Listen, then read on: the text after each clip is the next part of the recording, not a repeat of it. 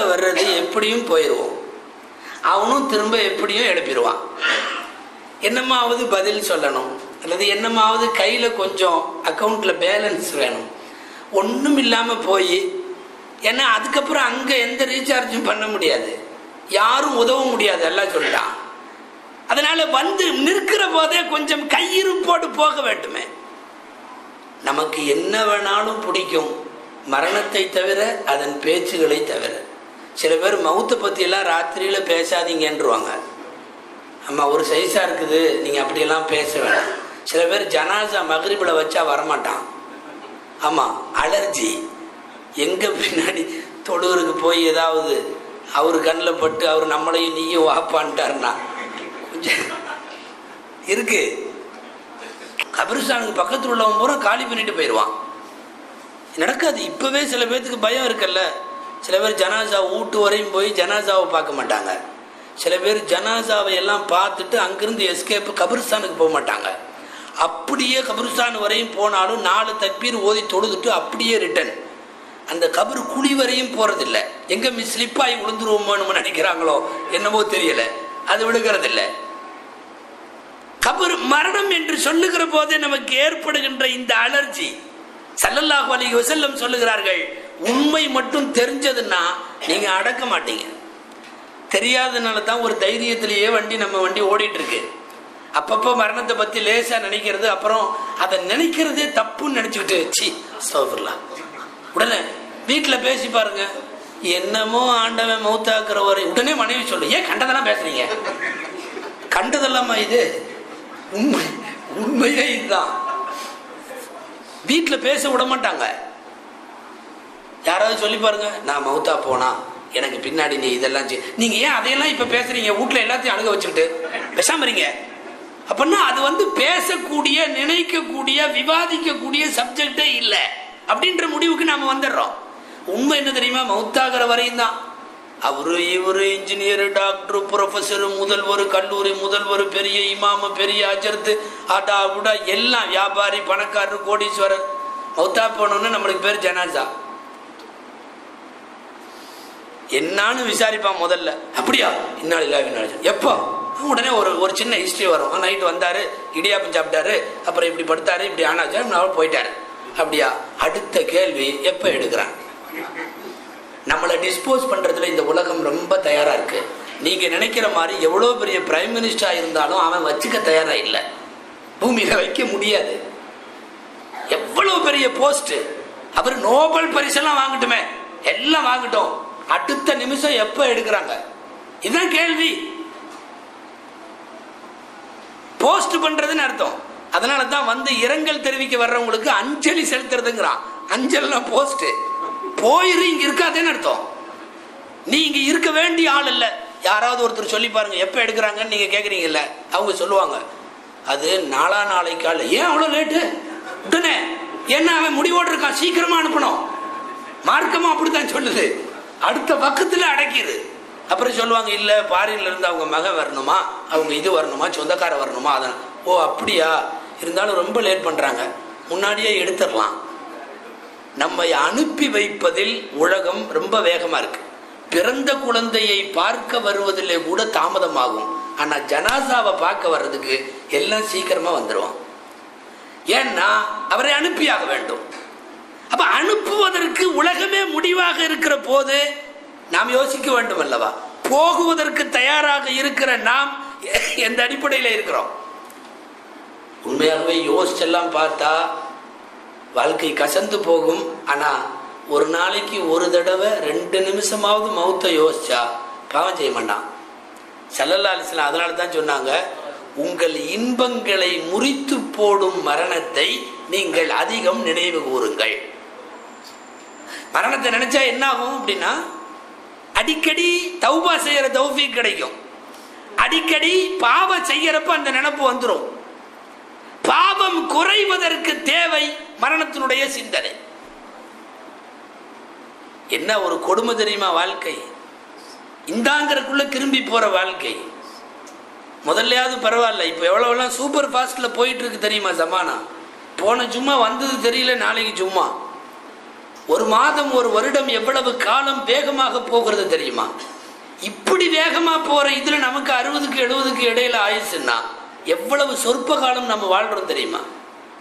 காலையில குளிச்சு துணி மாத்திட்டு வெளியே போறாரு, சாயந்தரம் அவர் வந்தா அவர் போட்ட ட்ரெஸ் அவரு கழட்ட முடியல, மௌத்தா போயிட்டாரு. அவர் போட்ட ட்ரெஸ் அவரு கழட்ட முடியல, அடுத்தவன் கழட்டி விடுறான்.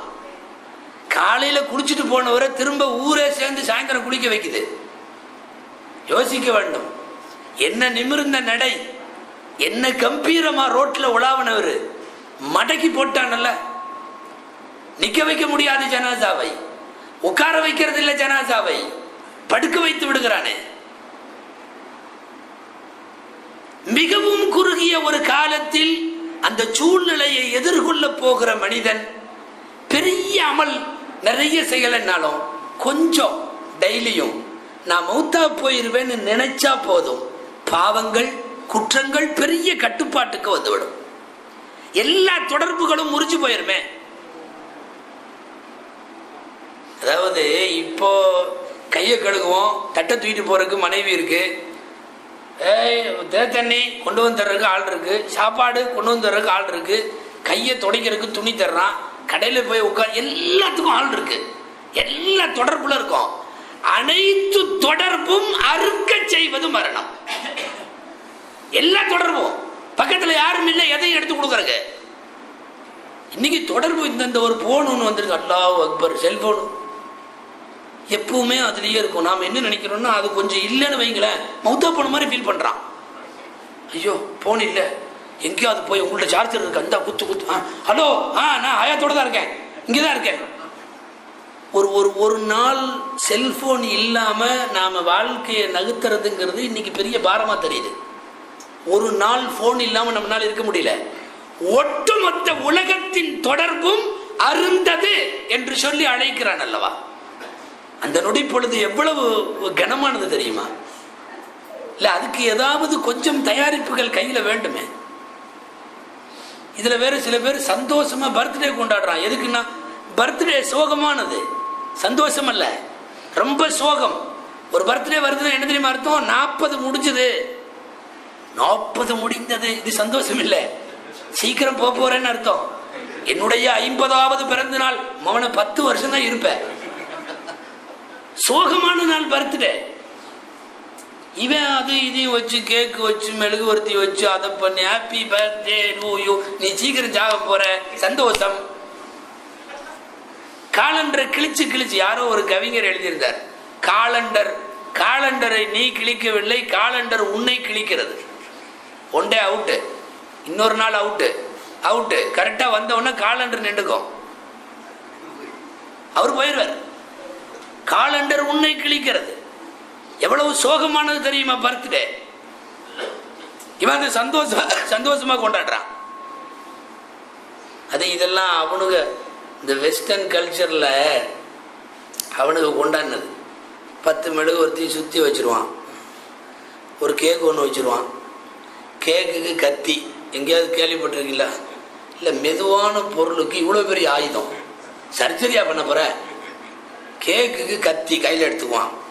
எல்லாம் எடுத்துட்டு அந்த ஹாப்பி பர்த்டே பாட்டு பாடுறதுக்கு முன்னாடி சரி என்னமோ செய்ய போறேன்னு பார்த்தா முதல்ல ஒரு வேலை செய்வான். என்ன தெரியுமா?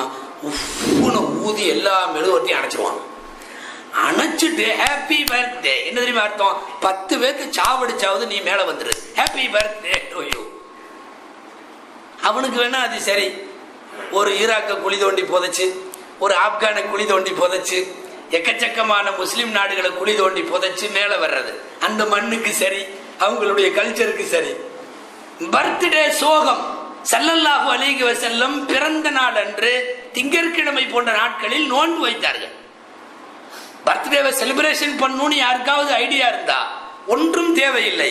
கேக்கு வேணாம், மெழுகுவர்த்தி வேணாம், சோறு வேணாம், எந்த செலிப்ரேஷனும் வேணாம், ஒரு நோன்பு வை. அந்த இஃப்தாரிலே கேள், இஃப்தாருக்கு முன்னால் நோன்பு வைத்த வாயோடு கேள், யாரெல்லாம் எனது ஆயுளை கூட்டித்தா, நிச்சயம் அல்ல ஆயுளை கூட்டுவார். அதுதானே பர்த்டே.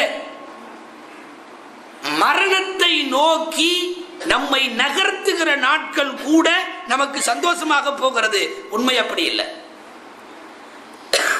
சொல்ல வந்ததை சுருக்கமாக சொல்லுகிறேன்.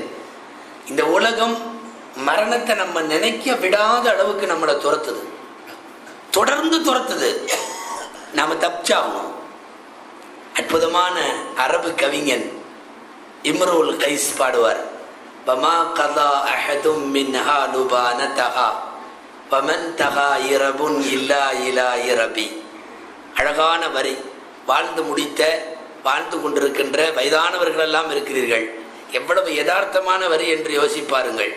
இந்த உலகத்தை முழுசா அனுபவிச்சவன் யாரும் இல்லை, யாரும் இல்லை. டோட்டல் ஆதம் அலைஹிஸ்ஸலாத்திலிருந்து இன்னைக்கு வரைக்கும் முழுசா எனக்கு துன்யா கிடைச்சிருச்சு ஒருத்தனும் சொல்றது இல்லை, சொன்னதில்லை, அடைஞ்சதும் இல்லை. பின்ன என்னங்க நடக்கும்? அவன் சொல்றான் அடுத்த வரியில, ஒமன் தஹா இரபுன் இல்லா இலா இரபி. ஒரு தேவை இந்த உலகத்தில் இன்னொரு தேவையில போய் தான் முடியும். என்ன அழகான வரிங்க. ஒரு தேவை இன்னொரு தேவையில போய் முடியும். புல் ஸ்டாப் மட்டும் வைக்கவே முடியாது இந்த உலகத்துல. என்ன ஹாஜியார், உங்களுக்கு என்ன வயசு 60-70 ஆயிடுச்சு, எல்லா கடமையும் முடிச்சிட்டீங்க, ஓரளவு வாழ்க்கையில எல்லா உங்களுடைய நோக்கமெல்லாம் நிறைவேறிடுச்சு, அப்படி இப்படின்னு ஏதாவது சொல்லுங்க. ஆமா அல்ஹம்துலில்லாஹ் எல்லாம் சரியா போச்சு. இந்த பேத்திக்கு மாப்பிள்ளை பார்த்துட்டு இருக்கேன், அது ஒன்று கொஞ்சம் நல்லா அமைஞ்சிருச்சுன்னா அதை மட்டும் நான் கட்டி கொடுத்துட்டுனா கண்ணில் பார்த்துட்டா அல்ஹம்துலில்லாஹ் நான் மவுத்துக்கு தயாராச்சு. பேத்திக்கு மாப்பிள்ளை கிடச்சிரும், கல்யாணமும் முடிச்சிடும். அதுக்கப்புறம் சாவகாசமா நீங்கள் எப்போவாது அவரை பார்ப்பீங்க. நான் ஹாஜியார் கொஞ்சம் தள்ளி நின்று கேட்கணும், என்ன ஹாஜியார் பேத்திக்கு கல்யாணம் முடிஞ்சு அல்ஹம்துலில்லாஹ். ஆமா சத்து, நல்லபடியா உங்களுடைய துவாவில் நல்ல மாப்பிள்ளை கடிச்சு கட்டி கொடுத்துட்டேன். அதுக்கு ஒன்று பிறந்து கண்ணில் பார்த்துட்டா என்னங்க, அதுக்கு ஒன்று பிறந்து கண்ணில் பார்த்துட்டா நீங்க பேத்தி பிறந்துட்டா அதுக்கப்புறம் வேற ஏதாவது இருக்கும். அந்த அந்த பேத்தியோட மகளுக்கு மாப்பிள்ளை பார்த்துட்டு இருப்பார். ஒமன் தகா இரபுன் இல்லா இலா இரபி. இந்த உலகத்தில் ஒரு தேவை இன்னொரு தேவையில தான் முடியும். அப்படின்னா எப்ப முற்றுப்புள்ளி, எப்ப முற்றுப்புள்ளி? அல்லாஹ் சொல்றான், அல்ஹாக்குமுத் தகாசுர் ஹத்தா சுர்துமுல் மகாபிர். கபறுகளை சந்திக்கும் வரை உங்களுடைய இன்னமும் இன்னமும் இன்னமும் இன்னமும் என்கிறது மட்டும் ஓயாது. அல்ஹாக்குமுத் தகாசுர் ஹத்தா சுர்துமுல் மகாபிர். மகாபிர்னா கபறுகள். கபறுகளை நீங்கள் சந்திக்கிற வரைக்கும் இன்னமும் இன்னமும் இன்னமும் இது மட்டும் ஓயவே ஓய. அது வந்துதான் எல்லாத்துக்கும் முற்றுப்புள்ளி வைக்கும் என்றால், அது முற்றுப்புள்ளி வைக்கிறதுக்கு முன்னாடியே கொஞ்சம் டைமிங்கை கரெக்டா ஒதுக்கி தேவையான ஏற்பாடுகளை சரியாக யார் செய்கிறார்களோ அவர்கள் மாத்திரம்தான் அறிவாளிகள். இமாம் ஷாஃபி ரஹ்மத்துல்லாஹி அலைஹி சொல்லுவார்கள், யாராவது ஒருத்தர் உலகத்துல வாரிசே இல்லாதவர் பல கோடிக்கணக்கான சொத்துக்களை உலகத்திலேயே ஆக அறிவாளிக்கு இதை கொடுத்துருங்கன்னு எழுதி வச்சுட்டு அவர் மூத்தா போயிட்டாருன்னு வச்சுக்குவோம். இமாம் ஷாஃபி என்ன சொல்றாங்க தெரியுமா? அந்த சொத்து யாருக்கு கொடுக்கணும் தெரியுமா? உலகமே வேணான்னு சொல்லி ஒத்த பைசா இல்லாம எவன் சுத்திட்டு இருக்கானோ அவன் கையில அதை கொடுத்துடணுமா. ஏன்னா அவனை விட அறிவாளி வேற யாரும் இல்லையா. இந்த உலகத்தை வேண்டாம் என்று சொல்லி உலகத்தை விட்டு விட்டு ஓடுபவனை விட அறிவாளி வேற யாரும் இல்லை. இந்த உலகத்துக்கு ஒரு கெட்ட பழக்கம் இருக்கு தெரியுமா? ரொம்ப கெட்ட பழக்கம் ஒண்ணு இருக்கு இந்த உலகத்துல. என்ன தெரியுமா? அதை துரத்தி துரத்தி துரத்தி போனா கடைசி வரையும் கிடைக்கவே கிடைக்காது.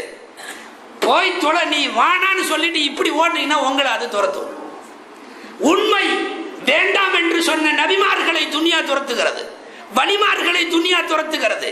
உலக பற்றற்ற பெருமக்களின் கால்களுக்கு கீழே உலகம் வந்து குடிகிறது. ஆனால் இரவும் பகலும் 24 மணி நேரமும் பகல் டியூட்டி, நைட் டியூட்டி, எல்லா நாடுகள் போய் திரைகடல் ஓடி அத்தனையிலும் சேர்ப்பவன துனியா கடைசி வரையும் அவன் கை கிடைக்கிறதே இல்லை. யாரோ அலெக்சாண்டரோ நெப்போலியனோ யாரையோ ஒருத்தரை பத்தி ஒரு வரலாறு இருக்கு, அநேகமா அலெக்சாண்டர்னு நினைக்கிறேன். சாகுறப்போ சந்தாக்குல போறப்ப கையை ரெண்டையும் எடுத்து வெறும் கையை வெளியே போட சொன்னானா. எதுக்கு?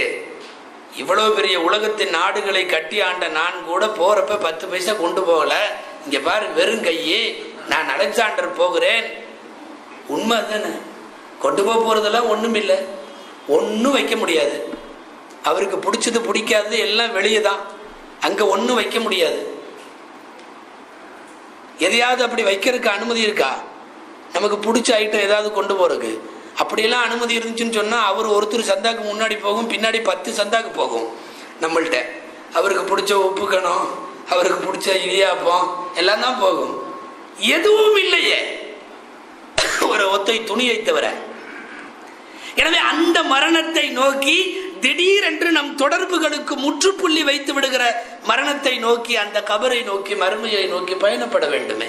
அருமைநாயகம் ஸல்லல்லாஹு அலைஹி வஸல்லம் 13 வருஷம் மக்காவில் இந்த வேலையைத்தான் செய்தார்கள். இந்த வாழ்க்கையை விட நீ கொஞ்சம் அந்த வாழ்க்கையை அதிகமாக யோசி என்று சொன்னார்கள். விளைவு என்ன தெரியுமா? காலுக்கு கீழே துனியா வந்து குவிந்ததல்லவா. 12 ஆண்டு காலம் உமர் ரலியல்லாஹு அன்ஹு ஆட்சி செய்த இஸ்லாமிய ஆட்சி, உலகம் காலுக்கடியில். ஆனால் ஒட்டு போட்ட ஜுப்பாவோடு உலகத்தை சுற்றிய ஜனாதிபதி. காரணம் என்னன்னா, இந்த உலகத்தின் கேவலம் அவர்களுக்கு தெரியும். இந்த உலகத்தின் கேவலம் தெரியும். ஸல்லல்லாஹு அலைஹி வஸல்லம் கழிப்பறையோடு ஒப்பிட்டார்கள் துனியாவை. போன வேகத்துல வெளியே வந்துரு, நாத்தமான இடம் அது. நிழல் உள்ள மரத்திற்கு ஒப்பிட்டார்கள். கீழே கிடக்கிற ஒரு பிராணியின் செத்த சவ சடலத்திற்கு ஒப்பிட்டார்கள். துனியாவை அலங்காரம் செய்யப்பட்ட கிழவிக்கு ஒப்பிட்டார்கள். எவ்வளவு மோசமாக ஒப்பிட முடியுமோ அத்தனை ஒப்பீடுகளும் செய்தார்கள். அதே மறுமை, நல்லவனுக்கு அந்த கபரும் மறுமையும் எவ்வளவு நன்றாக இருக்கிறது என்றும் சொன்னார்கள். ரசூலின் மடியிலே அவர்களின் குழந்தை ரூகு பிரிகிறது, பால்குடி குழந்தை. அப்போதும் சரி, ஜைனப் அம்மாவினுடைய குழந்தை இறந்த போதும் சரி, தன்னுடைய பேரன் பால்குடி சிறுவன் இறக்கிற போது ஸல்லல்லாஹு அலைஹி வஸல்லம் சொன்னார்கள், யாரும் கவலைப்படாதீர்கள், இன்னலஹு முர்திஅன் ஃபில் ஜன்னah, இந்த குழந்தைக்கு கபரில், சொர்க்கத்தில் 2 இடத்திலும் ஒரு தாய் பாலூட்டுவதற்கு அல்லாஹ் நியமித்து விட்டார். உண்மை, குழந்தைக்கு பாலூட்டும் தாய் கூட கபரில் ரெடி. கபரு வெளிச்சமாகுவதும், கபரு விசாலமாகுவதும், கபரு கண்ணு கட்டிய தூரம் வரை விரிவடைவதும் நம்பினோர் கெடுவதில்லை, நம்பாதவனுக்கு எந்த வெற்றியும் இல்லை.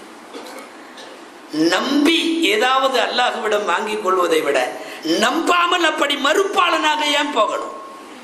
இந்த மார்க்கம் மரணத்தை அதிகமாக நினைக்க, நான் ஒரு விஷயத்தை 2 விஷயத்தை சொல்லி முடித்து விடுகிறேன்.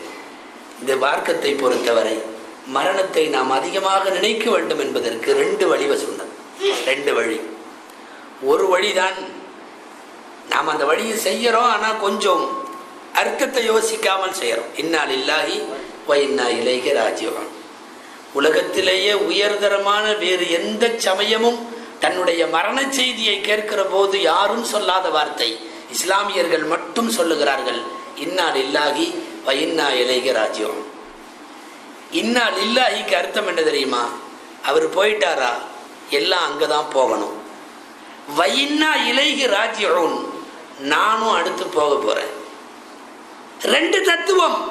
போனவன் சரியாக போனான் என்பது இன்னா இலைஹி, வ இன்னா இலைஹி ராஜிஊன், இதே முகவரிக்கு நானும் வருவேன் என்பது வ இன்னா இலைஹி ராஜிஊன். மரணத்தை நினைவூட்டும் அற்புத வாசகம். இன்னொன்னு தெரியுமா? யாருமே அந்த வார்த்தையில சொல்லுகிற போது கவலை அடைய வேண்டாம்ங்கிறதுக்கு அல்லாஹ் சொல்றான். இதை உங்களுக்கு புரியுற மாதிரி ஒரு உதாரணத்தில் சொல்லணும்னா, அதிகமாக ஃபாரின் போக்குவரத்து தொடர்பில் இருக்கிறதுனால ஃப்ளைட்டில் வழி அனுப்புறதுக்கு போகிறோம். நம்ம ஊரில் இருந்து அனுப்புகிறாங்கன்னு வைங்களேன், மெட்ராஸில். அவர் அலோர் ஸ்டார் போகிறதுக்காக பையன் வந்து நிற்கிறான், ஏதோ வேலைக்கு வர்றான் இங்கேன்னு வைங்களேன். குடும்பமே வந்து நிற்கும். 36 தடவை டாட்டா காட்டி அழுது ஆர்ப்பரிச்சு எல்லாம் அழுது. ஏன்னா அவன் போகிறான், இனி 2 வருஷம் கழிச்சு ஒன்று அவன் நல்லா இருந்து திரும்ப வருவானோ, இல்லை அதுக்குள்ளே நாம் போயிடுவோமோ, நிறைய சிந்தனை. அழுகிறாங்க, கதறாங்க. அதில் வழி அனுப்ப வந்ததில் ஒரு பையன், இவன் யார் ஃப்ளைட் ஏறுறானோ அவனோட ஃப்ரெண்டு, அவன் வந்து அடுத்த வாரம் திரும்ப இன்னொரு ஃப்ளைட்டில் அவன் அலோர் ஸ்டாருக்கு வர்றான்னு வச்சுங்க. அவனுக்கு அடுத்த வாரம் ஃப்ளைட்டு, இவன் 1 வாரம் முன்னாடி வர்றான். இப்போ அவன் அங்கே நிற்கிறான்ல, பூத்துலாம் அழக மாட்டான். என்ன சொல்லுவான் தெரியுமா? பார்க்கலாம், அவன் தர மாப்பிள, ரைட் அடுத்த வாரம் பார்க்குறேன். உண்மை இன்னா லில்லாஹி வ இன்னா இலைஹி ராஜிஊன் என்பது என்ன தெரியுமா? நீ முந்தின ஃப்ளைட்டில் போகிற, நான் அடுத்த ஃப்ளைட்டில் ஐ வில் கம். போ. அழுது ஆர்ப்பரிக்க அவசியம் இல்லை. நீ கண்ணீரெல்லாம் அடிச்சுட்டு இருக்க வேண்டியதில்லை. ஏன்னா அடுத்த ஃப்ளைட்டில் நீ போகிற. ஃப்ளைட்டுன்னு சொல்கிறப்ப ஞாபகம் வருது, சந்தாக்கும் ஃப்ளைட்டு மாதிரி தான் இருக்கு. அது யார் வடிவமைச்சாங்களோ அது ஒரு மாதிரியாக தான் இருக்கு.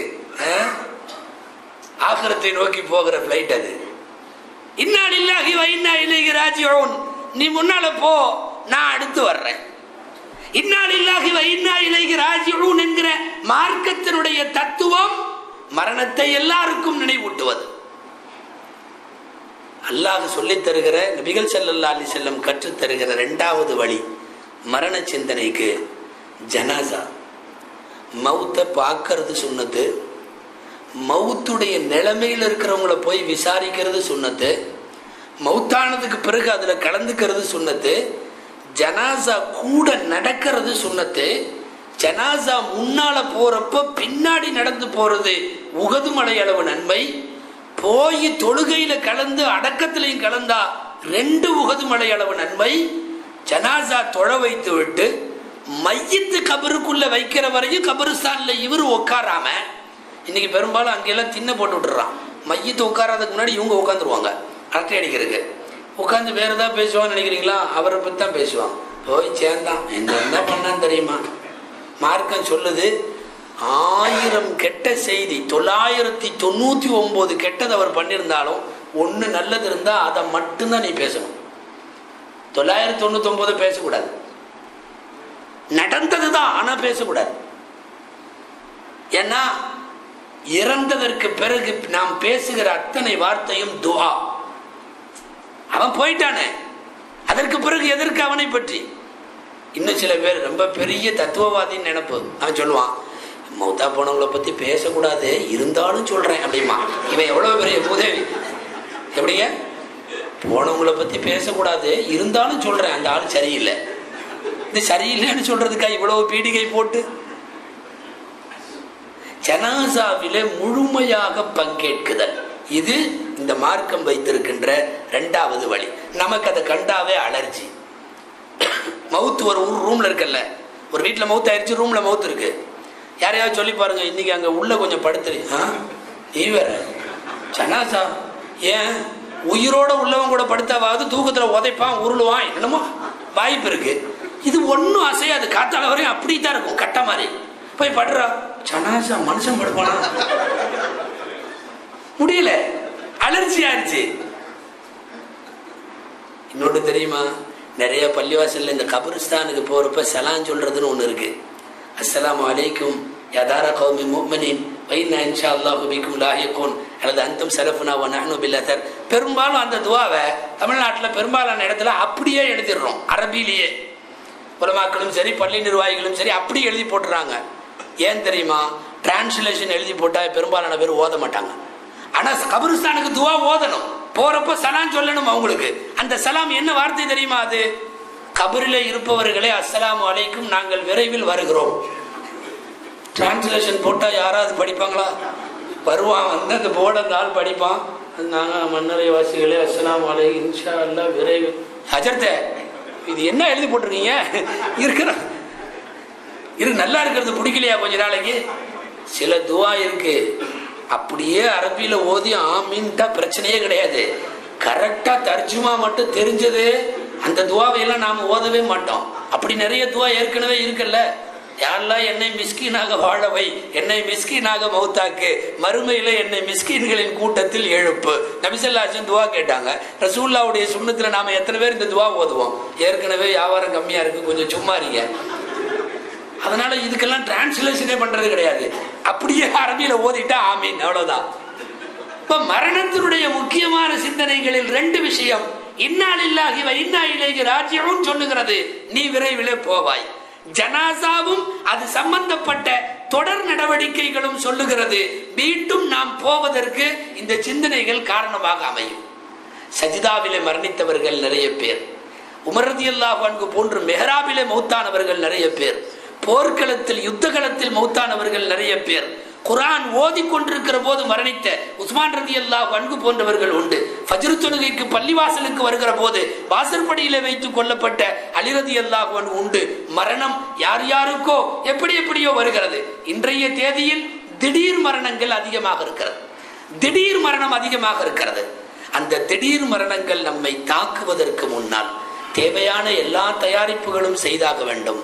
குறைந்தபட்சம் முதல்ல தயாரிப்புகளுக்கு முன்னால் மரணத்தை நினைச்சு பார்க்கலாமே. ஒரு நல்ல செய்தியோடு முடிக்கிறேன். நல்ல செய்தி, ஹதீஸ்ல வர்ற செய்தி என்ன தெரியுமா? தூங்க போறதுக்கு முன்னால ஒருத்தன் உட்காந்துட்டு நான் இன்னைக்கு மௌத்தாயிட்டா என்ன நடக்கும் அப்படின்னு லேசா அவன் மனசுல யோசிச்சு இன்னைக்கு இவ்வளோ பாவத்தை பண்ணி தொலைஞ்சிட்டேன், நான் மௌத்தா போனா என்ன நடக்கும், இதற்கு முஹாசபா என்று சொல்லுவார்கள். இப்படி ஒருத்தன் யோசிச்சுட்டு படுத்து அந்த இரவில மௌத்தானால் அவன் எந்த பாவமும் இல்லாமல் மௌத்தாகிறான். ஏங்க இப்ப ஏதாவது செஞ்சமானா ஒன்னும் செய்யல, ஹஜ்ஜும் செய்யல, உம்ராவும் செய்யல, ஒன்னும் செய்யலங்க. நினைத்தது மாத்திரம், ஒரு வரவு செலவு, ஒரு ஒப்பீடு, ஒரு பழைய கணக்கை ஷீட்டை சரி பார்க்கிறோம். நாம திடீர்னு போயிட்டா என்ன பண்றது? ஒருவன் யோசித்தால் போதும், அந்த இரவிலே அவன் போய்விட்டால் தேவையான எல்லா நன்மைகளும் அத்தனை பாவமும் அவனுக்கு போயிடும்னு சொன்னா, டெய்லி படுக்கிறப்பவாவது லேசா ஒரு 2 நிமிஷம் மௌத்தை நினைக்கலாமே. மரணத்தை, மறுமை வாழ்வை மிக அதிகமாக யோசிக்க வேண்டும். எல்லாம் வல்ல அல்லாஹு ஜல்ல சுப்ஹானஹு வ தஆலா மரணத்தை அதிகம் நினைப்பவர்களாக நம்மை ஆக்குவானாக. அல்லாஹ் நல்ல அமலோடு கூடி நீண்ட ஆயுளை அல்லாஹ் நமக்கு தருவானாக. அந்த நீண்ட ஆயுளை நற்செயல்களுக்கு அல்லாஹ் காரணமாக ஆக்குவானாக. வஃபாத்திற்கு முன்பு கலிமா சொல்லி மரணிக்கிற நல்ல தௌஃபீகை அல்லாஹ் நமக்கு தருவானாக. நம்முடைய கபரு மற்றும் மறுமையில் நல்லோர்களோடு நபிமார்களோடு இருப்பதற்கு தௌஃபீக் செய்வானாக. நம் குடும்பத்தில் இருந்து மரணித்த அத்தனை பேரின் கபறுகளையும் அல்லாஹ் பூங்காவனமாக ஆக்கி தருவானாக. ஆமீன். وآخر دعوانا أن الحمد لله رب العالمين. ربنا آتنا في الدنيا حسنة وفي الآخرة حسنة وقنا عذاب النار. اللهم ارحمنا بالإيمان عند الموت. اللهم اجعل آخر كلامنا شهادة أن لا إله إلا الله محمد رسول الله صلى الله عليه وسلم. ربنا آتنا في الدنيا حسنة وفي الآخرة حسنة وقنا عذاب النار. صلى الله تعالى وسلم على خير خلقه سيدنا محمد وعلى آله وأصحابه أجمعين والحمد لله رب العالمين. صلى الله على محمد صلى الله عليه وسلم. صلى الله على விதமான பயான்கள் செய்தி சிறப்பிக்குமாறு நிர்வாகத்தின் சார்பாக எங்கள் சார்பாக கேட்டுக்கொள்கிறோம். இப்பொழுது இஷாவுக்கான சின்ன தொழுகைக்கு பின்னால் இஷா செய்கிறது.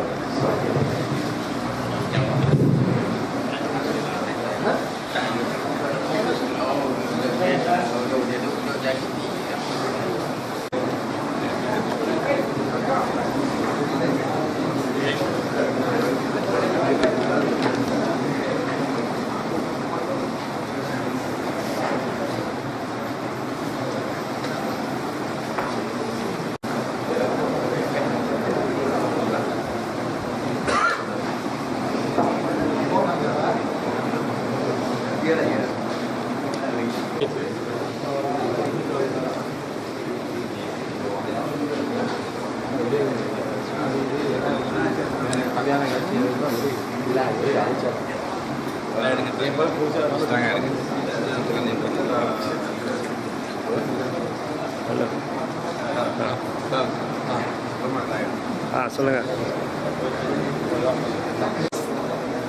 நான் நாகூர் பள்ளிவாசலில் இருக்கேன், வாங்க. அப்போ கொஞ்ச நேரம் உட்காந்துருங்க, வந்துடுறேன்.